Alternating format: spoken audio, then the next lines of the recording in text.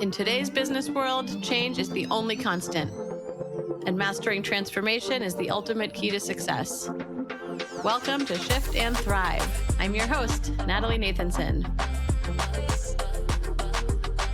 Each week, we'll bring you conversations with CEOs who delve into how they successfully drove critical change in their organization.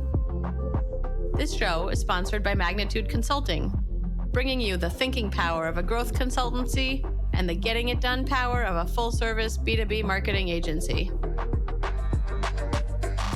Today's guest is someone I am really excited to speak with, as he has led multiple organizations through critical transformations that I know is top of mind to many of our listeners, including fundraising, rapid scaling, successful exits, and a merger.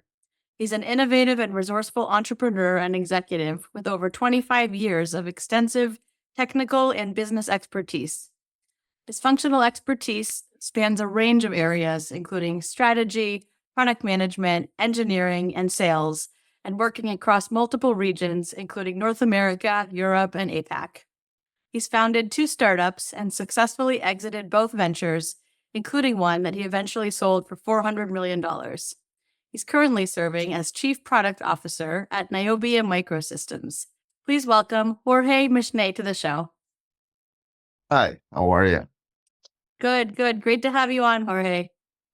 Thanks for having me. Thank you. So I wanted to dive right in, and given your career, I can only imagine how many changes you've driven and been a part of. So I'd love to start by asking you, what do you see as the biggest misconception out there about driving major change in an organization? I think that probably one of the major misconceptions is that change happens very rapidly in a flip of a finger, and it actually takes a long time. And you need to believe in what you are trying to do and where you want to get, and be patient, because at the end of the day, transformation is about people, especially in a company. You need to make sure that not only you have the vision and you set the goal, but people follow you. And following you means taking the time to explain over and over why we are doing this, what we are trying to achieve, what is the goal of this transformation, and how that will benefit both the company and the people that are part of that company. Yeah. And I think that's a theme that I hear, and I wonder, why do you think that misconception is out there? Why do people think it will be faster than it is? I think that people look at it from the outside, right? So usually they are not involved in that process, and they kind of sample the company once every while, and they see, oh, that company changed from A to B, or did this change or whatever, but they don't see the process, right? And I've been involved in several of those transformations, and it takes a while, especially in the startup world. You get people from different backgrounds, so they are accustomed of doing things in a certain way, and then you pull them all together, and somehow you need to find a common way of working together.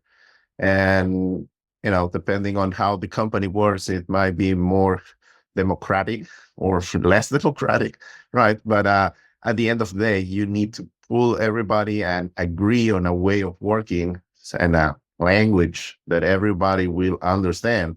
Be open to new ideas, because of course you bring your own biases, and sometimes there are other ways of doing things, even more efficient ways, right? So need to be open to listen to others, get the best of each one, explain why, get everybody in sync, and move forward with that. Yeah. And I think it's an important point to really think about how to get, different opinions, different perspectives, and be open to doing things differently. I'm curious if you're sharing that based on your own experience, if any examples come to mind where you kind of heard something different along the way, and from an employee, and that changed kind of how you were thinking about things. Uh, yeah, I think um, at the first startup, we were doing 60 gigahertz wireless chipsets. And that was at that time, this was 2007. So at that time, that was something new.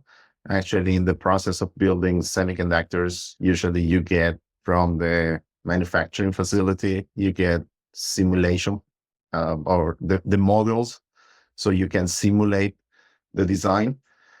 And by that time, those models were only up to 10 gigahertz. So basically, there were no models. So we had to start from scratch, build our own models, and start to build on top of that to get to a fully functional system. And at some point, we were just doing very, very basic things just to understand how they will behave at those frequencies. And there is I would say, the more conservative way of doing that. And it was, let's start with small lines, and then one transistor, and then two transistors. Every one of these iterations takes months, right? And at some point, I I thought that we had enough data, so I suggested to, okay, let's build a full system, a small full system in parallel with other things. So let's try it. Worst case scenario, it doesn't work. So we'll continue with our process. Best case scenario, we can cut some of that and accelerate the progress. And I think that it's become part of my uh, motto, right? Of trying to go to the end very, very fast, see that things work basically, and then go back to the beginning and start to clean up everything and thoroughly test every single thing.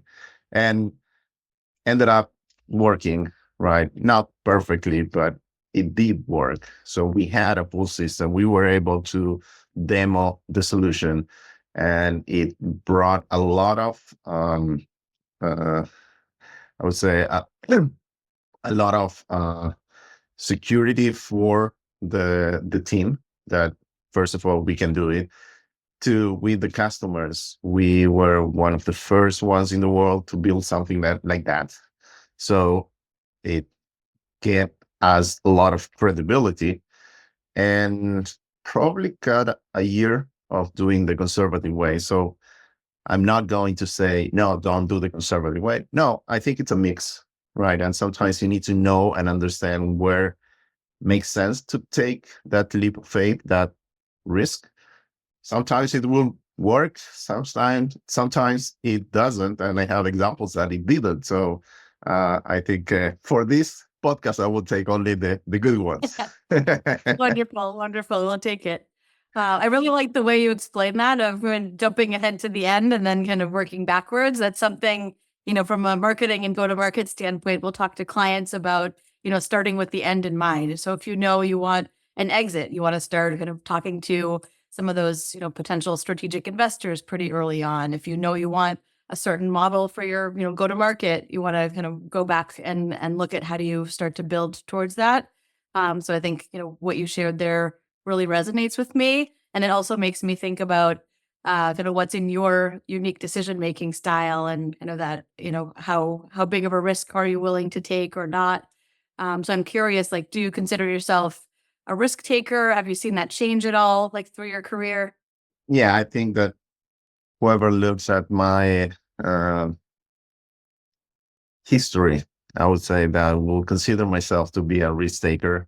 I've founded two companies. I've left cozy positions in big companies just to say, okay, let's be 6 months without salary, trying to understand the market, trying to understand what the problem is and what we can do, and come up with a couple of people and say, okay, let's jump to the pool hopefully there's water there.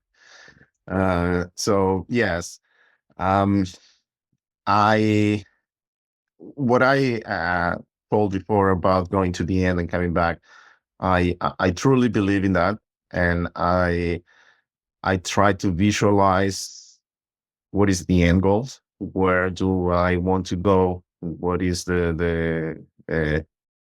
what do we need to achieve, and then build a strategy how to get there. And that piece is definitely very dynamic. So while you can strategize as much as you want, reality is always more powerful than any strategy. So I have learned over the years to kind of define the direction that I need to get, not necessarily the exact path, because I learned that basically it doesn't work that way, right? So you just need to understand where your north is, where do you need to get. Now, if you really can get in a straight line or you need to zigzag across that, it's part of life, and that's the way it works. But it is very important that you don't lose your north, and you understand where that is. Two, you believe in that. And on the way, there will be a lot of people and a lot of situations that will tell you that, well, actually, that's not your north, or there is no north, or north doesn't exist. So I think that understanding your situation, what is that you are trying to achieve, and believing in that is critical. Yeah. So when you talk about your north, and in the in the example that you gave, doing something kind of very different in the market, can you talk about what your north was there, just to help the listeners understand? The north there was basically this was a new. I'm trying not to get too technical, but we came from the Wi-Fi world. So in Wi-Fi, there are two bands of frequency. There are what is called ISM. They are basically free, so you don't need a license to use them. And at that time, this new set of frequencies was open up worldwide to be free.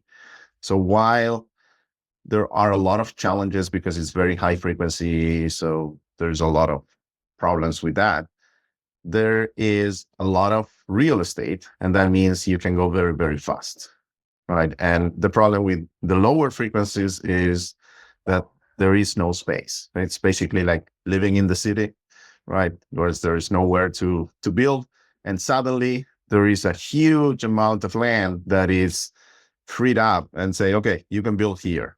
So that was the reason why us and a lot of other companies started to work in those frequencies. And the belief that uh, wireless technologies are going to be the future, and people will want more and more speed, right? So I was part of the transition from Ethernet. I was at Intel when Wi-Fi just started, right? And I remember when people say, who needs Wi-Fi, right? I have Ethernet. At that time, the first Wi-Fi was like at least 10 times, if not more, slower than Ethernet. So people say, why do I want Wi-Fi, right? I don't think anybody will challenge why do we need wireless technologies today, right? So at that time, we started to see that, okay, that is the next generation. That is where you can get the speed and build what we see today, right? And that same technology is the same technology that 5G uses today, right? So I think that the world understood that that is the next thing. At the beginning, we didn't know exactly what we were going to do with that. We just understood that we need speed. So the way to get there, we understood that it was going to be difficult. And that translated also when we tried to raise money. It took us a while, even though we had a good track record. It took us a while because, uh, as I said, there were no models for that. So we had to do a lot of things that usually companies don't need to do. They just go get the models, simulate, and manufacture their semiconductor. We had to start even before that. So the risk was very, very high, but we knew that that was the next thing. The world is going to go there because basically that's the only space available, right? In the example of the city, right? If the city is completely built and suddenly there is a new space, everybody will want to go there. So that will be valuable. And the first one that understands how, let's say that you want to build an island, right, and take a piece of the water, right? So it's complicated, it's difficult, it's risky, but that's the only way to go. There is no other space, right? So I think that that belief was the one that kept us going. It was like probably 2 to 3 years of building the fundamentals and the infrastructure to be able to build the product. So the first product took us 5 years until we had the first product. That is a long time, right? And of course, there were ups and a lot of downs on the way, but understanding where you want to go, I think it was critical to get through the downs, especially. Yeah, yeah, for sure. Well, it's really impressive too, just how you could see that emerging market trend, or it wasn't even a trend there, just the direction of the future, and then having the faith, so to speak, in yourself, your team, the solution to get there. And I'm curious, Jorge, how do you do it? Like, how do you make sure that you don't lose your north? I, I can say I'm an analytical person. That definitely helps. Uh, but I think it's more of a group thing. There are a lot of moments that you are down. At the end of the day, we are all human. So it is very important that especially the leadership of the company, and not only the leadership, sometimes there are other people involved, right? And try to be not in sync. When one is down, the other is up. So kind of try to cheer up the other person. And family is also a big piece of that. uh I don't have a recipe. It's I think one of the things that I learned is the ups are not so high and the downs are not so low, right? So you try to filter the things. So especially at the beginning in the first company, it was like, well, we have a customer that wants to buy the product or wants to invest, or so it was euphoria. And slowly you understand, things fall apart. So, try to filter those things and wait until things really happen, and not just the first. We used to have this idea of AGM, another good meeting, right? So we will get out of meetings with customers and discuss between us how was the meeting, and it was most of the time was AGM, like, okay, another good meeting. Let's continue.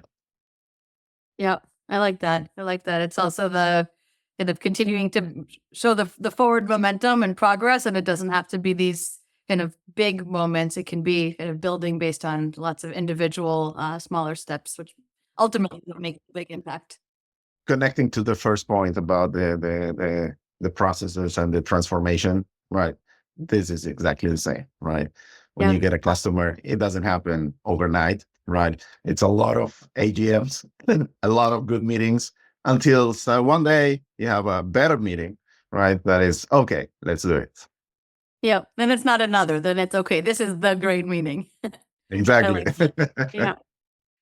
Yeah. Another area I want to come back to, you talked about, when you were building this, you were one of the first in the world to build it. And I know often when, we're working with companies and my organizations that are doing something, emerging in the market or very kind of disruptive, there's a different set of activities that need to take place. So wanted to hear a little bit, what was that like for you? What were kind of benefits, challenges of being kind of an early mover or kind of first mover in the market?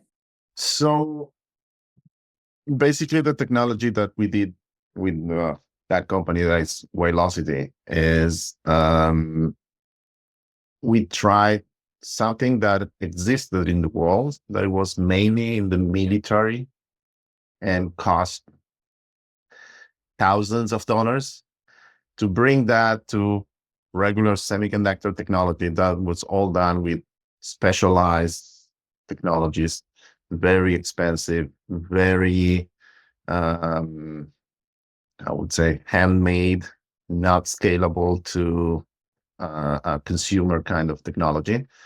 And the idea was to take that, the regular, what it's called CMOS, that is the most common semiconductor technology, was at that point that it should be good enough to do that kind of designs on regular technology. So the idea was to take that cost thousands of dollars to single digit dollars, right? And still get some performance. So that today it's easier as the semiconductor technology continued to improve. So today it's very easy to get performance on those frequencies. At that time, the performance that you can get at those frequencies was very limited. So that's why people will use other type of technologies that allow them to get the performance that they needed. So in that process, we had all sorts of feedback. I think that the idea that it would be possible to do it in CMOS technology was kind of agreed upon in the technical world. There was another company that started probably a year, I think, or a couple months before, that was doing the same kind of thing. So that piece, I think it was okay. People understood it would be difficult. There was some research in the academia about that. So that piece, I think it was done. Now, we were, sorry, we were trying to do wireless docking station. The product that we were doing was a wireless docking station. So as we used to do a long time ago, you would go to your office, connect your computer, your laptop to a docking station, and everything lights up on your desk. The idea was that you just get close to your desk and everything lights out. You don't need to do anything. There we came out of Intel, the four founders, to start Velocity. Well, we had a lot of people and people that invented the technology that we were going to use wirelessly that said it will never work. So one of the things that we did at the beginning was basically did a POC, a proof of concept, to check that will work, and what do we need to do in order to make it work, unrelated to the wireless piece. So the wireless piece, we modeled the wireless piece as delay. And basically we needed to understand if the protocol can support that delay. It's a protocol that was designed to be on a cable, and suddenly we put wireless in between that adds delay. So what will happen with that protocol? So we did that, and we understood that. In parallel, we bought all the thousands of dollars of millimeter wave things that was all discrete pieces, boxes that you need to connect. And we had our first demo with existing technology. So we worked in parallel. On one side, we had to get the models and understand what we need to do on the CMOS technology to get there, but we understood that will take time. We can't just wait for that. So on the other side, we understood there is a problem with the protocol. Okay, we need to understand that. And the third thing was we need to show demos. We need to show the application that has nothing to do with the rest, right? So we need somehow build the application, get in front of customers, show them, get them excited about the application.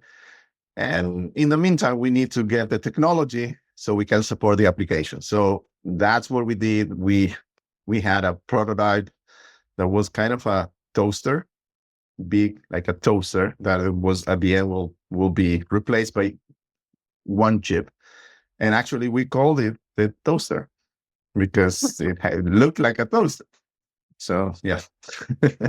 Yeah. Wow. Wow. Well, and I like how you talk about the parallel tracks, and on the one hand, kind of making sure that obviously from a technology standpoint, there was a lot to be done, but finding kind of a proxy that you could start to showcase with the market and early customers and learn from that as well. That sounds very smart to be working across both parameters.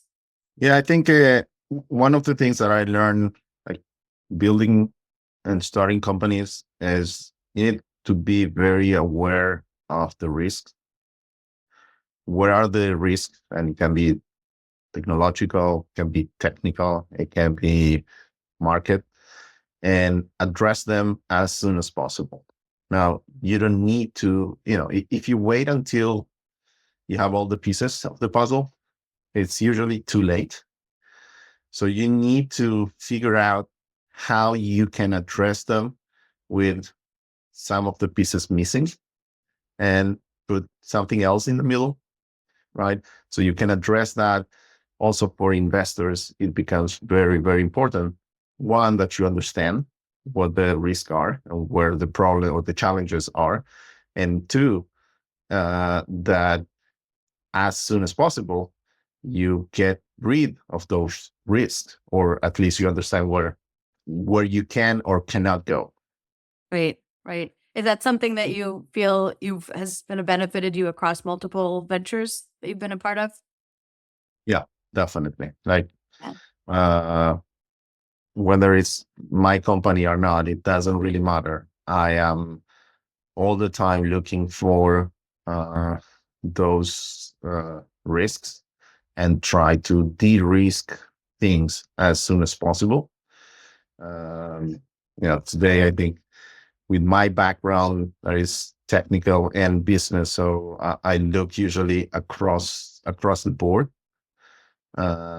So I try to look sometimes mostly for fun, for fun today on the technical side, and understand, okay, what could we do better, or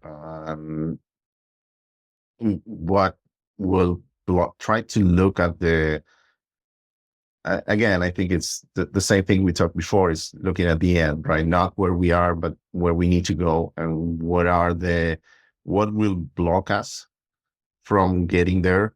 Try to understand if that blockage is real or is just a matter of how we do things, or where things are today, and how we overcome that. What will it cost to overcome that?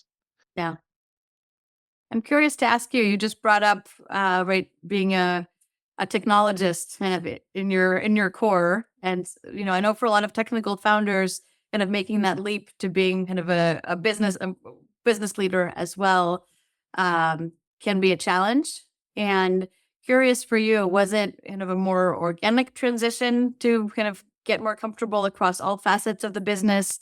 Are there specific things that you did along your journey with that? It is a challenge, and I went through that myself, and it is from doing things with your own hands, and then moving more of a management role, uh, and okay, someone that is working for you is doing that, and it's taking too long, and I can do it faster. So why is he doing? But at some point, you understand that actually, uh, if you can manage successfully people, even if for one specific task you could do it faster, right? Then you can spread that and actually multiply yourself and your knowledge into a bigger team that of course it will perform way before what you can do, right? So I went through that process from me doing the work to me managing work and doing work, but managing the work.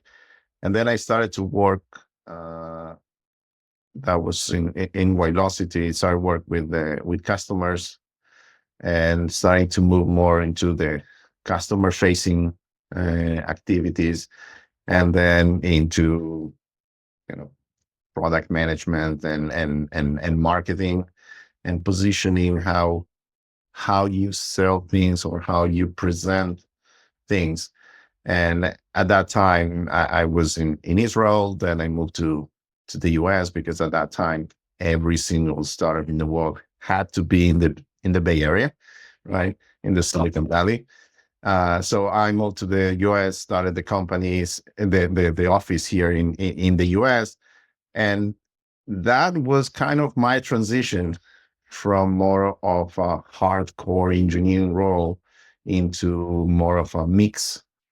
And then when I was here, I had to deal with things like renting a place, getting things done, and more of the operations and managing things, and had to, as I was here, a lot of the meetings, I will go to a lot of meetings that maybe they weren't exactly my role, but I was already here. So I grew the team here. We had a full team of people here.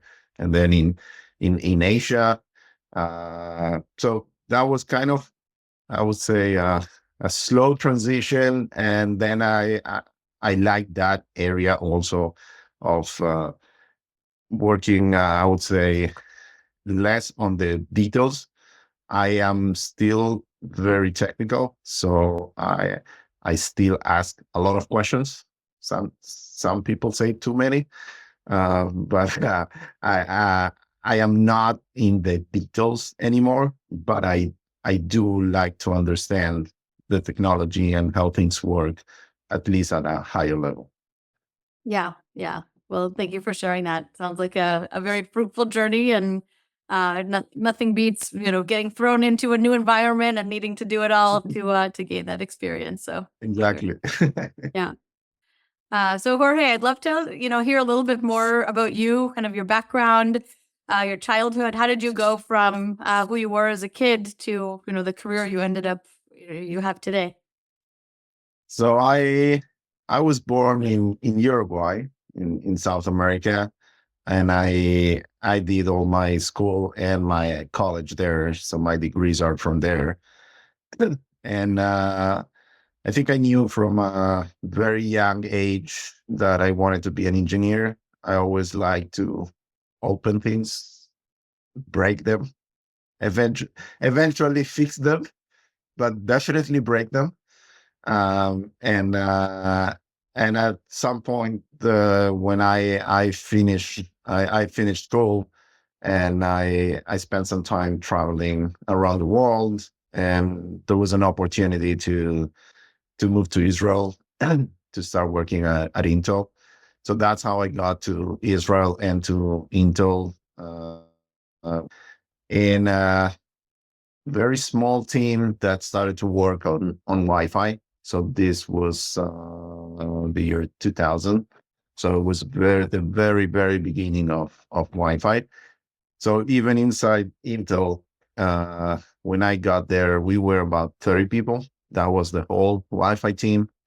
And I spent there 7 years working on chip design, on basically the PHY layer and more of the algorithmic things. And then I moved a little bit to more of the system. So basically look at the whole system from A to Z and interface with a lot of peoples, from basically from architecture all the way to production. So I think that through that process, I gained a lot of knowledge on how you build the product, what you need to do to build that product, and working across geographies. So I was in Israel, I worked with the US, I worked with Taiwan and China for all the production side. Uh, and at some point we were in I think it was the fourth generation of Wi-Fi. So started to get to, okay, this is more of the same. Let's do something different. That's where we started to talk about building something new, and with other three people from the same team. At that time, the team was probably about 2,000 people across the world working on Wi-Fi. So then we started Wirelocity. And so that was 2007. And we talk a little bit about Wirelocity and what we did there. So 2010 was when I moved to the Bay Area, started the office here. And as I said, we moved more to the business side. I did have a team locally in the Bay Area that the team in Israel was designing the chip. That team was building reference designs for products. So in that case, the docking station. So the docking station included the chip that we built, but included a lot of other things. So we built reference designs. We work with customers. We work with Taiwan, China, Korea, all the big names that we know about the PC industry and phone industry. So we work with those kind of companies. And fast forward to 2014, we were acquired by Qualcomm. So I moved to Qualcomm, and I continued to lead the Wirelocity's technologies inside Qualcomm. At some point, there was started to see a trend, or people started to look at that type of technology for outdoor use, and basically building, especially here in the US, there is a big challenge of running fiber to the home. It's very expensive. The cities, the counties, everybody's involved. You need a lot of permits to basically for running the trenches and for fiber. So it's very complicated and expensive. So the idea was to run fiber to a certain point and then distribute that around half a mile to a mile around that point wirelessly using this technology, and still get gigabit speeds as you get with fiber.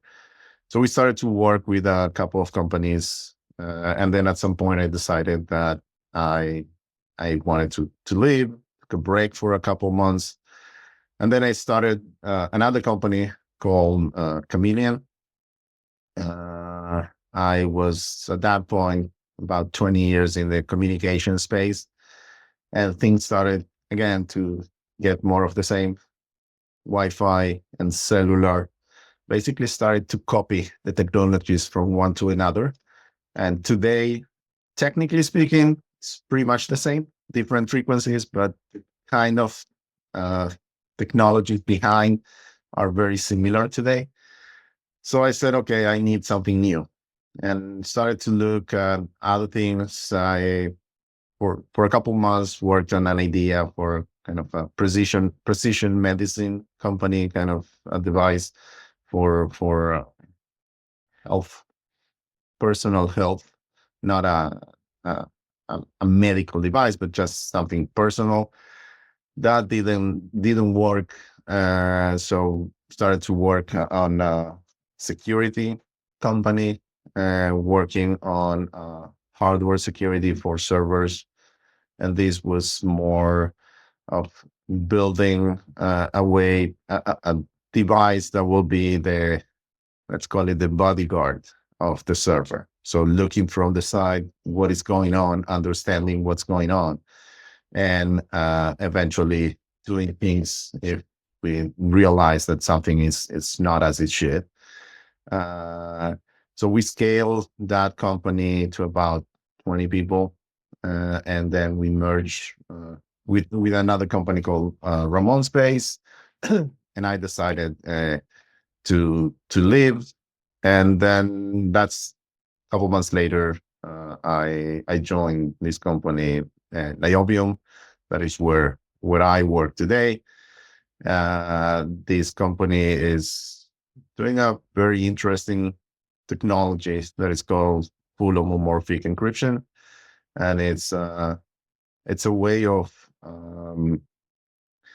computing on encrypted data. So today, with all the cybersecurity and all the hacks, etc., people talk about encryption, but it's basically either storing data encrypted or sending data from one point to another encrypted. The moment we want to process that data, do something with that data, it has to be decrypted. There is today no technology to process data while it is encrypted, right? And that is basically the the weak point of this whole chain, right? We can store it encrypted, we can send it to from one side to another, but then when we use it, it's has to be in the clear, and that's usually when, if that computer or server is infected, that is exactly where the hacks happen. So this technology basically allows the computation of data while encrypted. So there is no need to know what that data is. So it serves two purposes. One, security. So even if you steal that data, it's encrypted. So there's not a lot you can do. Two, privacy. And that is becoming today a big thing, that basically we send a query to ChatGPT. Maybe we put a piece of text. That text now is part of the internet, right? And it's public. So there is no way of protecting our privacy or what we do. Definitely not for companies, right? And this technology will allow that. Well, it's a very interesting set of kind of career developments.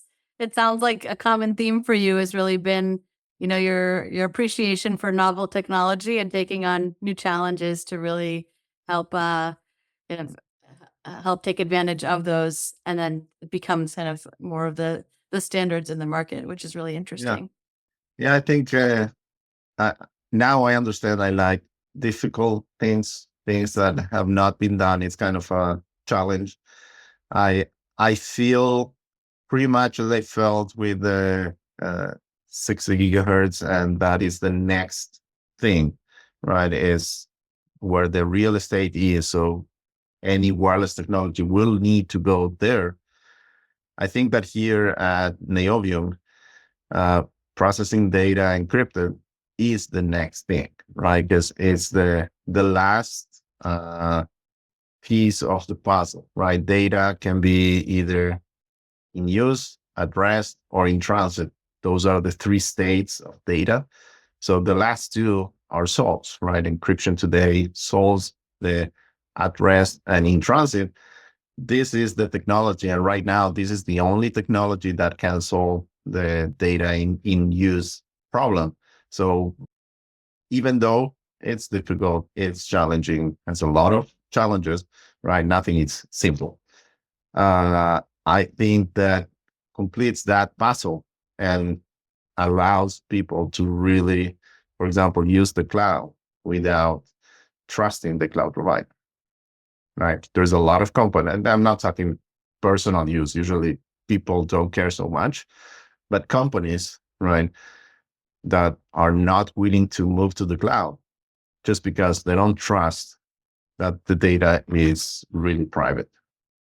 I think that this technology will allow that and other use cases like that. Yeah, yeah, for sure. How do you feel is the kind of the market readiness? Is kind of the target market kind of open and kind of ready to hear this message, or is other kind of challenges around reaching kind of the right customers? Uh, I think that people understand the problem. They like the idea. It's again, these are technologies that are very uh, deep, deep tech. So it takes time to get into a product, right? So I think that it's similar to what happened in the web. Remember, it was HTTP, and then suddenly they started HTTPS. That was the security layer. Uh, it started with some people that care. Today, basically, there is no HTTP anymore, right? Everybody moved to that security because the value that it brings with the cost associated with that makes total sense. So we are at the beginning of that process where the value is there, the cost is still high, right? Because it's just starting. But I believe that over time, that cost will go down, the value will just, it's still there, right? And people will, like, companies will need to um, decide whether they want to use an encrypted cloud where there are no hacks, privacy is guaranteed, or continue to use regular cloud and dealing with all those problems and continue buying new tools and new tools and this endless race, cat and mouse kind of race between the hackers and the defenders. Yeah, for sure. I always say, unfortunately for cybersecurity is a good space to be in, but unfortunately for all of us individuals in society, the problems aren't going anywhere. And so looking at kind of different technology solutions to kind of circumvent that and develop that. And it sounds like what you're working on is really, we will start with the early adopters, but could very much reach the majority and become part of, how these things are done. So Jorge, I know we don't have too much more time today. I'd love to really ask you a question about what you've learned along the way, and what advice would you give your younger self in your first ever leadership role? I think looking back, I will still do the same. I think I mentioned at some point the ups and the downs.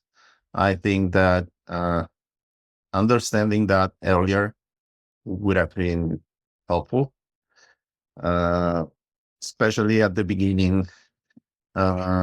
You feel that when you are young, you feel it's a race. You need to get first. You need to run as fast as possible. And at some point, you understand it's more of a marathon and not just it's not 100-meter race. So understanding that for you, for your people, for the whole company, when to ask for that extra mile from people is very important. People get burned out, and it's part of the work, right? You can't ignore it. It's not, people are not assets, right? There are people, there are the people that will make it or not. So you need to be careful. You need to protect them, even when they don't even know that. I think that's where the expertise comes into play, right? Especially young people, first job out of college, and they want, no, I work 16 hours a day. Yeah, that's great, but uh, it doesn't work forever. Right. Thank you for that. That's a sign of true leadership. So that's wonderful to hear. And before we wrap up, can you let our listeners know if they want to get in touch, where they can reach you? Yeah, I think the best thing is LinkedIn. I always check LinkedIn. So Jorge Myszne on LinkedIn. Happy to talk to everybody and help. I think it's uh you know uh I got help when I started, so I pass that along and happy to talk. Wonderful. Well, thank you so much, Jorge. It's been really great to have you on the show. Great. Thank you very much, Alade. Was great. Thank you. Thank you. Thanks. And thank you so much to everyone listening. I know I loved hearing so much about what Jorge shared. And so if today's episode gave you any valuable insights, and I'm sure that it did, I know I learned a ton, please share this with someone. Spreading this kind of knowledge and information helps all of us grow as leaders and helps us drive successful transformation and innovation in our organization. So thanks again, Jorge. And this has been another great episode of Shift and Thrive. See you all next time. That's a wrap for this week's episode. For show notes and more, visit shiftandthrivepodcast.com. A special thank you to our sponsor, Magnitude Consulting, bringing you the thinking power of a growth consultancy and the getting it done power of a full-service marketing agency to help B2B companies fuel their growth. For more information on Magnitude and to get your complimentary transformation readiness assessment, visit magnitudeconsulting.com/getready. Thank you so much for listening. We'll see you next week.